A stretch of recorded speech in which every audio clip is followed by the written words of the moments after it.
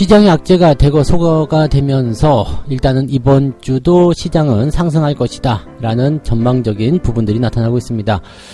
전체적으로 이제 긍정적인 투자 심리가 시장을 지배하고 있다 이런 얘기들이 나오고 있는데요. 자, 미국 증시가 지난 주말까지도 강하게 상승세를 보이면서 마무리되면서 이제 시장의 분위기는 더욱더 기대감이 커져 있는 상황인 것 같습니다. 자, 이번 주 시장 동향들 어떤 재료들이 있는지 알아보도록 하겠고요.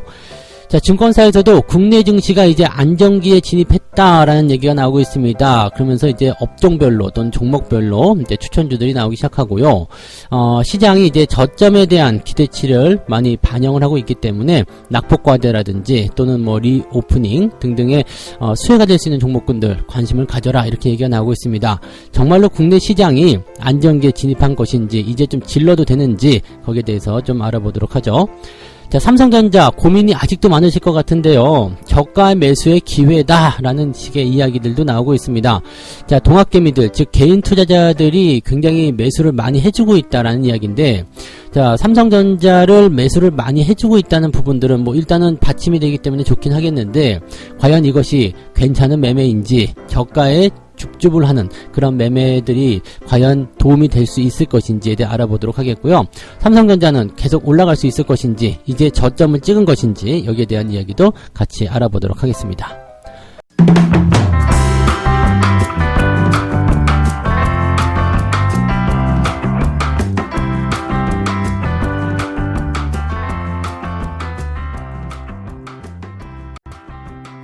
네, 반갑습니다. 오늘은 3월 21일 월요일입니다. 오늘이 춘분입니다.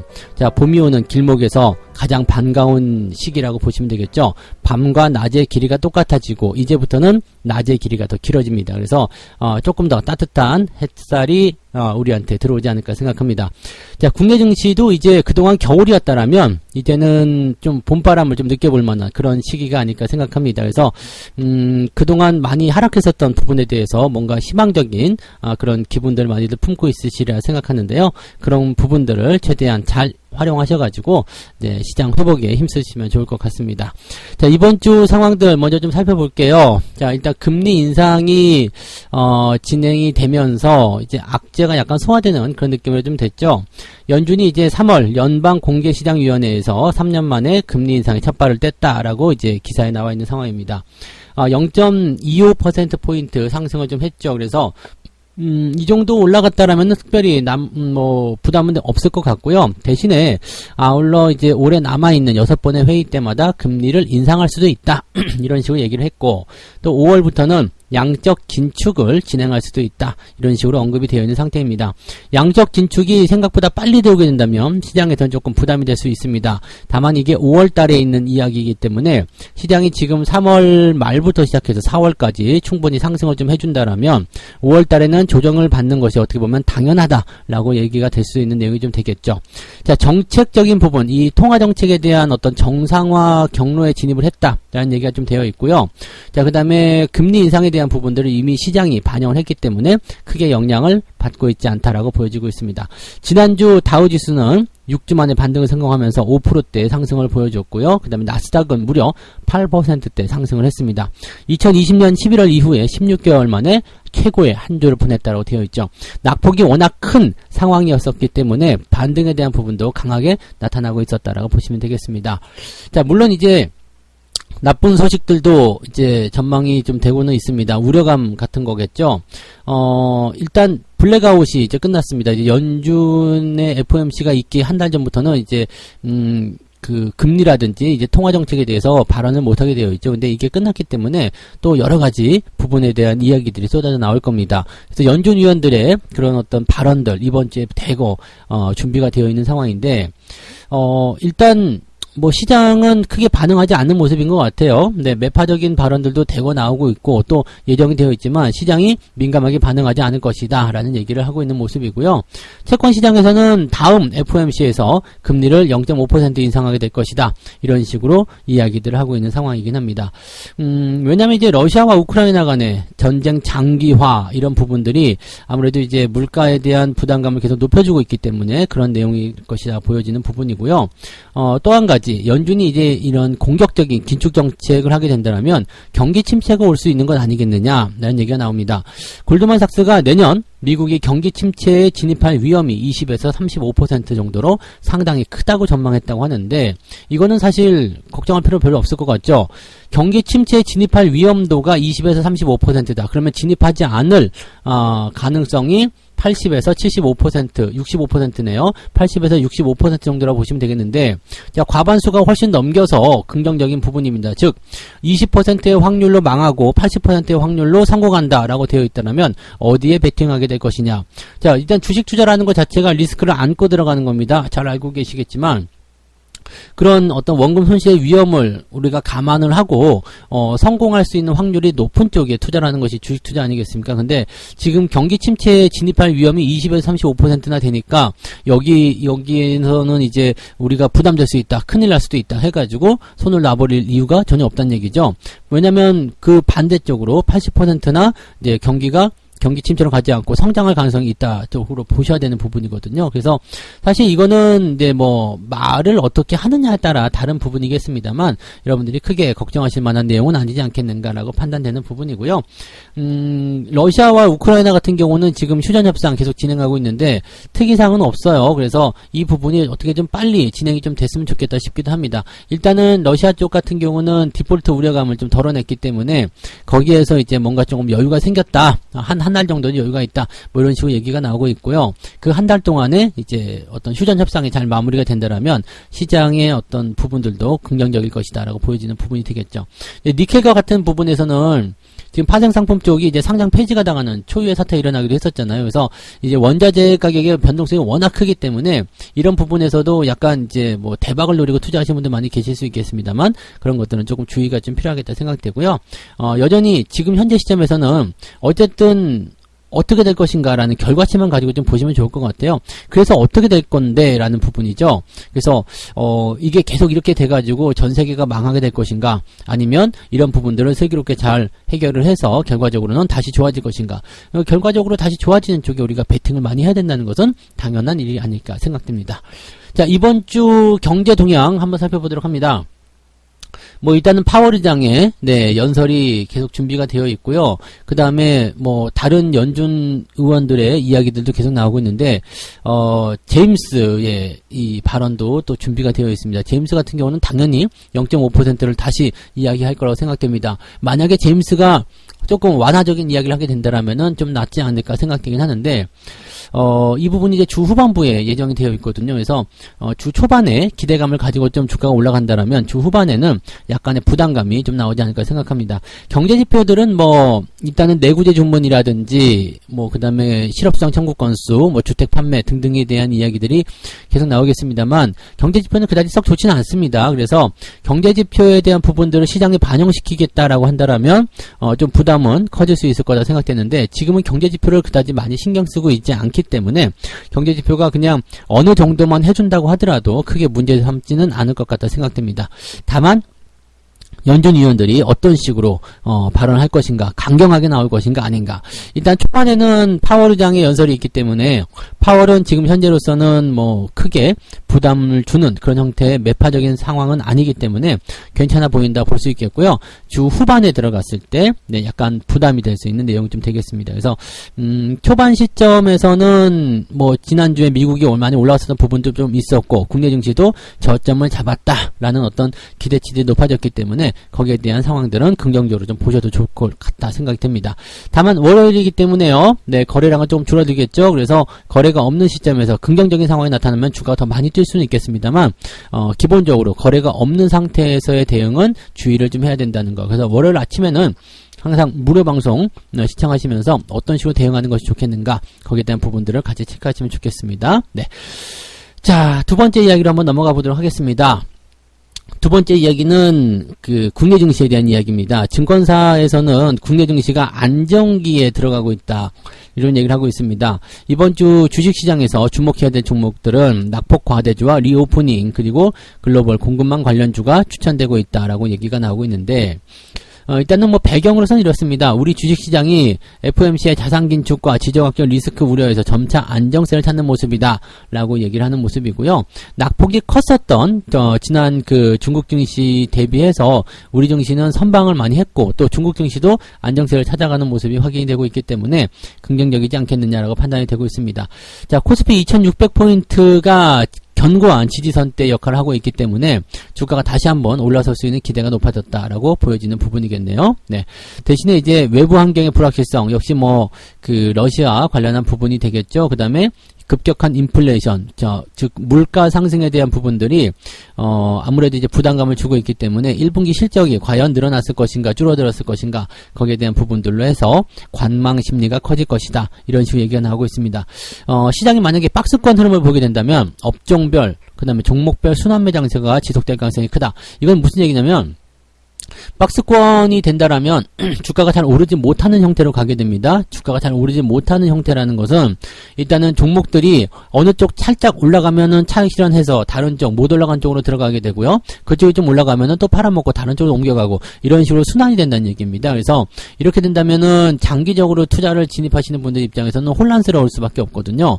왜냐하면 조금 올랐다가 더 갈 것 같은데 싶었는데 주가가 다시 떨어져서 원상복귀 뭐 이렇게 된다라면 이걸 계속 갖고 있는 게 맞는 것인가 아니면은 단기적으로 치고 빠지고 계속 해야 되는가 이런 식으로 혼란을 갖게 된다는 이야기죠. 근데 뭐 어쨌든 뭐 투자에 대한 관점들을 보실 때는요, 장기적으로 접근하든 단기 접근하든 자기만의 어떤 투자 원칙을 세워놓고 접근하시는 게 맞는 거고요. 단기적으로 보시는 분들 입장에서는 이런 박스권 형태에서 순환매 장세가 나타나면 오히려 더 도움이 될 수도 있겠죠. 그리고 장기적 투자를 하시는 분들 입장에서는 서두르지 않고 접근했다가 주가가 상승하는 시점에서는 유지를 잘 해주시고 내려가는 시점에서 다시 한번 지지점 확인되면 재매수, 추가 매수 이런 식으로 접근하시면 괜찮은 것 같다 생각은 좀 드네요.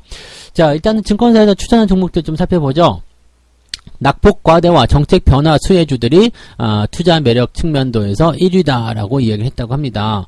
성장성에는 문제가 없지만 주가 하락으로 밸류에이션이 줄어들었다라는 거죠. 이건 뭐냐면 이제 기본적으로 자기들이 갖추고 있는 그런 어떤 그 기본 가치들이 있잖아요. 그 가치에 비해서 시장 상황들이 주가가 떨어지는 상황으로 연결되기 때문에 오히려 이제 그 저평가가 되었다. 이런 식으로 얘기가 나오는 부분이 되겠습니다. 낙폭이 과한 종목으로는 네이버, NC소프트, 덕산네오룩스, 대환유화 이렇게 얘기가 되어 있는데 네이버와 카카오를 같이 말할 법도 한데 카카오는 제거를 하고 네이버만 얘기했다는 것도 조금 애매한 구간이고요. 자, NC소프트 글쎄오시다라는 생각이긴 한데 네, 그동안 많이 빠졌다는 부분에서 반등을 어느 정도 생각하고는 있다라고 얘기가 좀 되는 부분인 것 같습니다. 리오프닝 관련한 부분에서는 클래시스, 그 다음에 신세계 인터내셔널, 그 다음에 정책 변화 쪽에서는 IS 동서 이런 것들 꼽았는데 지금 리오프닝 관련한 부분들은 여러 가지가 있을 겁니다. 뭐 항공주도 있고 여행주도 있고 그 다음에 뭐 카지노라든지 호텔 뭐 등등등 여러 가지가 있을 텐데 뭐 일단은 소매 쪽으로 집중을 좀 해주는 그런 모습이 아니었나 생각이 좀 들고요. 그 다음에 IS 동서 같은 경우는 이제 재건축 관련한 부분이죠. 리모델링. 그래서 여기에는 뭐 한샘이라든지 리바트 등등의 종목이 포함이 될 테고요. 그 다음에 재건축 쪽에서 본다면 이제 건설주 쪽의 움직임들은 당연히 필요하겠고요. 건자재, 뭐 시멘트라든지 페인트 이런 쪽도 포함이 될 테고요.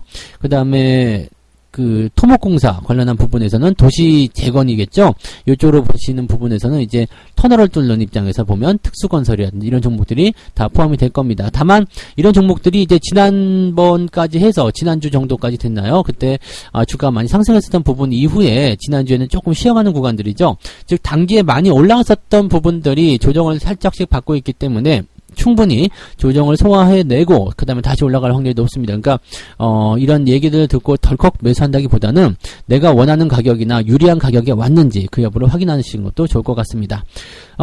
여기 연구원은 이렇게 얘기합니다. V자 반등은 기대하기 어렵다. 그렇지만 시장의 전체적인 지표들이 안정화를 찾아가는 모습이기 때문에 향후에 어떤 받는 과정에서는 뭐 이제 성과가 상대적으로 크게 나올 것이다 라고 얘기가 나오고 있습니다. 즉 기본적인 가치보다 주가가 더 많이 떨어졌기 때문에 주가가 상승할 때는 체감하는 상승 구간들이 훨씬 더 크게 나올 것이다 라고 얘기를 하고 있는 부분이겠죠. 뭐 나쁜 소식들은 아닌 것 같고요. 그 다음에 전체적으로 이제 어떤 업종이나 어떤 종목을 가져갈 것인가 거기에 대한 이야기가 주를 이뤘다라고 보시면 되겠습니다. 세 번째 이야기 한번 넘어갈까요? 삼성전자에 대한 이야기인데, 삼성전자가 요즘에 또 핫한, 네, 이슈가 되고 있습니다. 개미 투자자들이 올해만 4조 원대를 넘게 사들였고요. 지금 한 달 사이에 어마어마한 물량을 좀 사들였습니다. 지금 1월 3일부터 시작해가지고 4조 3천억을 매수를 했는데, 뭐, 단연, 네, 규모로 보면 압도적인 1위를 기록했다라고 얘기가 되어 있습니다. 그 다음으로는 이제 현대차를 많이 샀고요. 네이버, 카카오 순으로 순매수가 되었다. 자, 근데 어쨌건 간에 이제 매수 포지션이 상당히 네, 강하게 진입이 되었다라고 얘기가 되는 부분인데, 특히 이 삼성전자에 대한 매수가 계속적으로 유입이 되었다라는 것은 뭔가 어떤 식으로 해석이 좀 돼야 되는 것인가, 삼성전자가 저점인가 라는 얘기 좀 하기도 하죠. 자, 삼성전자가 이제 6만원 아래쪽으로 떨어진 적이 있었죠. 그러다 보니까 투자자들은 조심스럽게 저가 매수에 나선 것으로 보인다, 이렇게 쓰여져 있는데, 일단 삼성전자가 주가가 떨어졌을 때 매수를 해야 되겠다, 이런 부분들은 조금 성급할 수 있어요. 네, 주가가 다시 상승 흐름으로 넘어가는 그 시점에서 매수가 들어가면 괜찮은데요.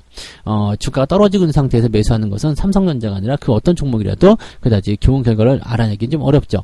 그러니까 보통 투자자들이 조금 조급한 게 뭐냐면, 주가가 떨어지면 여기가 바닥이다라는 어떤 예측적인 판단을 좀 하게 됩니다. 그래서 아주 바닥에서 가장 쌀 때 사고 싶다, 이런 생각으로 매수들을 많이 하는데요. 주식은 그렇게 하실 필요가 없습니다. 바닥을 확인을 하고 어느 정도 올려준 다음에 진입을 하시는 것이 훨씬 더 유리하죠. 왜냐하면 바닥을 확인했다, 매수가 들어오기 시작했다, 이제 추세를 가져간다 라고 판단된다면 그거 확인하고 매수하시더라도 여전히 저점이라는 얘기입니다. 그리고 상승하기 시작할 때는 꾸준히 오랫동안 상승할 수 있기 때문에 훨씬 더 안정적으로 수익을 더 많이 챙겨볼 수 있는 상황이 좀 되죠. 바닥에서 샀는데 더 내려가는 지하실 통로가 나타나게 된다면 투자자들은 당황을 할 수밖에 없다는 얘기가 되는 거죠. 네. 자, 삼성전자 입장에서도 여러 가지 부분에서 주주들 달래기에 나서고 있습니다. 최근에 이제 GOD 관련한 부분에서 이제 삼성 S22였죠. 이쪽 부분들이 이제 뭔가 논란이 하리다 보니까 이제 열심히 다시 하겠다, 네, 다시 수정해서 그 복구를 시키겠다라는 얘기를 좀 해놓은 상태이기도 하고요. 지금 증권사 입장에서는 이 주가 회복에 대한 부분에서 이제 어느 정도 자신감을 좀 가지고 있는 듯한 느낌입니다. KTB 투자증권 같은 경우는 삼성전자 투자 의견을 적극 매수로 상향 조정을 하기도 했습니다. 올해 2분기부터 파운드리 증설 효과, 그리고 메모리 수요 회복세가 나타날 것이다. 즉 업황에서 좋은 기대감이 나올 것이다 라는 얘기가 있죠. 물론 이제 대외 불확실성이 여전하고 변수도 많지만 이 우호적인 이슈도 지나치게 저평가된 것 아니냐, 즉 좋아진다라는데 너무 주가가 눌린 것 아니냐라는 얘기가 되는 부분이겠죠. 그래서 전체적으로 이제 이 대형 메모리 관련 종목들에 대한 저점 분할 매수를 추천한다라는 얘기가 나왔는데, 분할 매수에 대한 부분들은 우리가 조금 고민해 볼 필요는 있을 것 같아요. 계속적으로 매수한다라는 어떤 개념보다도 지금이 저점인지 아닌지를 확인하기 위한 살짝 찔러보기 정도는 저는 괜찮다고 생각합니다. 그리고 지금 삼성전자에 매수가 들어간 사람들이 기존에 작년 1월부터 물려있던 사람들의 물타기 매수는 아닐 것 같아요. 왜냐면 작년 1월 정도, 작년 초에 매수하셨던 그런 삼성전자 갖고 계시던 분들은 작년 10월, 11월 경에 엄청나게 많이 손절 매도라든지 반대 매매 이런 것들이 부딪혔었거든요. 그래서 떠나고 다시 이제 다른 종목으로 갈아타는 모습이 좀 있었는데요. 팔아먹은 사람들이 다시 재접근하기는 굉장히 어렵습니다. 그래서 삼성전자를 팔아먹은 그 가격, 그 대비해가지고, 야, 지금 다시 또 사야 되는 입장이야 라고 해서 진입하기는 어려웠을 것 같고요. 대신에 이제 삼성전자가 없었던 사람들이거나 아니면 주가가 떨어지길 기다려서 매수를 하고자 했었던 사람들이 매수가 들어가는 그런 모습일 수도 있겠다라고 판단할 수가 있겠죠. 만약에 그런 상황이었다라면 이런 매수에 대한 부분들은 긍정적으로 좀 판단해 볼 수도 있을 것 같긴 합니다. 다만 현재 시점에서 새로운 개인 투자자들이 라고 생각을 한다고 하더라도요, 일시간에 이제 많이 매수가 들어가고 바닥이라는 인식이 조금 더 강하게 유입이 되었다라면 이 부분에서는 주가가 쉽게 오르기 어렵습니다. 거기다가 이제 지금 삼성전자 같은 경우는 지수를 이제 그 결정짓는 그런 가장 중요한 요소잖아요. 삼성전자가 마구 상승해버린다라고 한다면 지수도 엄청나게 올라가야 되거든요. 즉 삼성전자가 지금 8만원대, 8만 5천원대 이렇게 올라가면 지수도 3,000포인트까지 올라가줘야 됩니다. 그러면 지수와 연관성을 우리가 빼놓고 볼 수 없기 때문에 삼성전자가 어디만큼 올라갈 것인가, 지수가 얼마만큼 올라갈 것인가에 대한 부분을 자연스럽게 생각해야 됩니다. 근데 지수가 지금 계속해서 올라간다, 안정기에 접어들었다, 상승한다 이런 얘기도 나왔지만 당장 폭등할 만한 어떤 가치는 별로 없잖아요. 그리고 삼성전자를 비롯한 이런 주가 상승을 강하게 이끌어내는 종목군들이 치고 올라가게 된다면 또 주변에 있는 종목군들이 또 시들해질 수밖에 없거든요. 이런 여러 가지 효과들이 지금 복합적으로 만들어지고 있는 부분이기 때문에 삼성전자의 어떤 주가 상승 이런 부분들을 그냥 무조건 낙관하기 좀 어렵습니다. 그래서 시간이 조금 많이 필요한 그런 종목이다라고 보셔야 되겠고요.